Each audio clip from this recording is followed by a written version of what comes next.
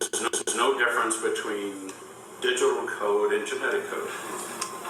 And because digital code can move as an electromagnetic wave, basically close to the speed of light, we can now move biology at the speed of light. It's one of the few science announcements we got an immediate response from the president and the Pope. The president asked his bioethics commission to start looking at this as their number one issue, and the Vatican released a statement that all we did was change one of the engines of life, and it could lead to some important advances, but it wasn't creating life itself. But DNA is not the engine of life, it's the software of life. The proteins are the engine. They're driven directly by that code in a very understandable, predictable fashion now. So this has lots of implications in lots of different areas. If you try to understand this entire topic, the DNA has three different functions. One is communication by transmitting and receiving biophotons. And these are strands or parts of strands that do this.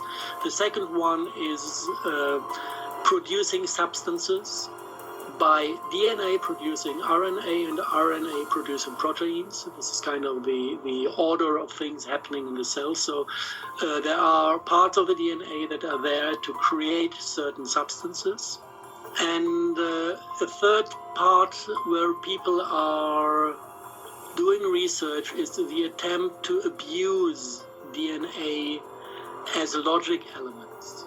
It's like building a little computer by using these single units a DNA is built out of. This is not the view that people necessarily have of themselves, that you're basically a DNA-driven software device. Every cell on this planet works that way in a biological to mechanical kind of fashion. There's no brain controlling what happens with DNA reading and protein synthesis in your cells.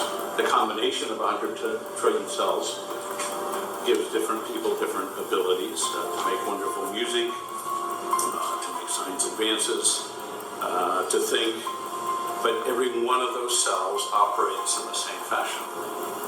And that means we will be able to decode how the brain functions by understanding these same mechanisms. DNA resonance code and the brain code speak the same language. If you decipher DNA code, you will decipher the brain code. While all other research is prohibited, restricted, unfunded, the brain-computer interface is really well funded these days. Defense agencies all have open programs to develop brain-computer interface. It opens the doors for the mind control. And also it opens the door for technology-assisted telepathy. Let's define the telepathy. Telepathy in Wikipedia is defined as communication from mind to mind without the use of physical senses. So we can use computer to link it to or technology to link it to the one mind and then to another mind and make an interface, transferring the information. And it comes down to a kind of system that resembles old-fashioned telephone system. You have like dial-in codes, and each frequency you give in, like do-do-do-do-do-do-do, every frequency you give in is switching on one single DNA element, making it open to take the next step. So basically what you can do with it is creating synthetic DNA or RNA that is possible to be activated with a dial-in sequence of frequencies. But wouldn't it be great if you could do these thousands of different molecular IDs or RNAs in a single brain, and that way they're integrated, every voxel, every pixel of every section can be aligned and you know where you are.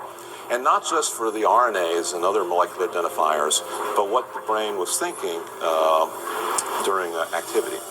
So the question is, do I see a path forward for changing the tagging for readout so that we can do it in vivo real time? Is that the question? Yeah. So, yes, we're working in a direction where the molecular recording devices we have will be able to read out optically not through optical fibers, which is just as bad as electrodes in a certain sense in the crowding problem, fitting them into the brain, but via the circulatory system, which is pervasive. There's essentially one capillary per neuron in the brain, so it's a really excellent way of interfacing optically. And also the optics doesn't go very far. 4 centimeters is heroic, and you need a pretty big light source, but just going the 10 microns across an endothelial cell is pretty easy. You basically convert DNA information into ionic information into computer information. So that's going from DNA to ions, but for the brain, we're interested in the opposite, going from ions to DNA. And this is a completely new technology that, like the Morgellons, is light-based. It's like building a little computer by using these single units DNA is built out of. We can digitize life and regenerate life from the digital world. And just as the ribosome can convert the analog message in mRNA into a protein robot, it's becoming standard now in the world of science to convert digital code into proteins, viruses, and now cells. Scientists send digital code to each other instead of sending genes or proteins. Now we're in the process of building a much smaller, simpler, what I call digital conversion device. So my digital biological converter is going to work somewhat like a telephone, where it takes digital waves, it converts it into sound waves, so you can hear it. Only it will have a small box that you can attach to a computer to, in fact, receive a digital wave and convert it into a protein. Within the tubulin proteins, which a microtubule is made of, an array of electron-conducting hydrophobic pockets allow energy to pass through each tubulin in multiple potential directions. This forms a larger network of possible patterns that energy can exist in the cylindrical lattice. In each hydrophobic pocket, the electron clouds of indole and phenylalanine rings may become shifted one way or another. Much like a bit of data in a computer, a 1 or a 0, this quantum bit can also exist in a state of quantum superposition between both states. This alters the pathways that energy can inhabit in the microtubule. These proteins have been described as nature's robots. And if you think about it, for every single task in the cell, every imaginable task is described by Canford and Reynolds. There is a unique protein to carry out that task. It's programmed when to go on, when to go off. And it does this based on its structure. It doesn't have consciousness. It doesn't have a control from a mind or a higher center. Everything a protein does is built into its linear code derived from the DNA code. The DNA in the nucleus is connected electromagnetically with microtubules in the axon.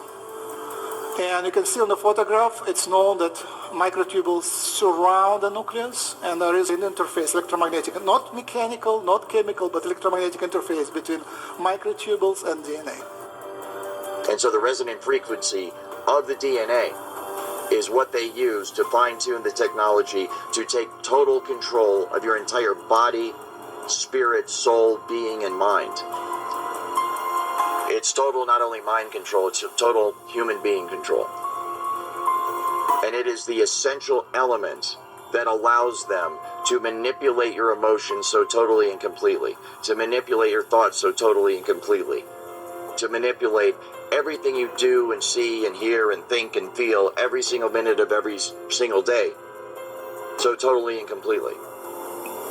This could be defined as a form of entanglement of the biological atoms with the background field, thus manifesting as a non-local, namely literally not there, phenomenon. In terms of physics, of course, this requires the existence of some kind of vacuum field, something that was decried for a long time, but is now established as the concept of the zero-point fluctuations that quantum field theory embraces. An implication is that ultimately DNA could be transferred or transported, let us say teleported, immaterially and non-locally as a light or laser modulation.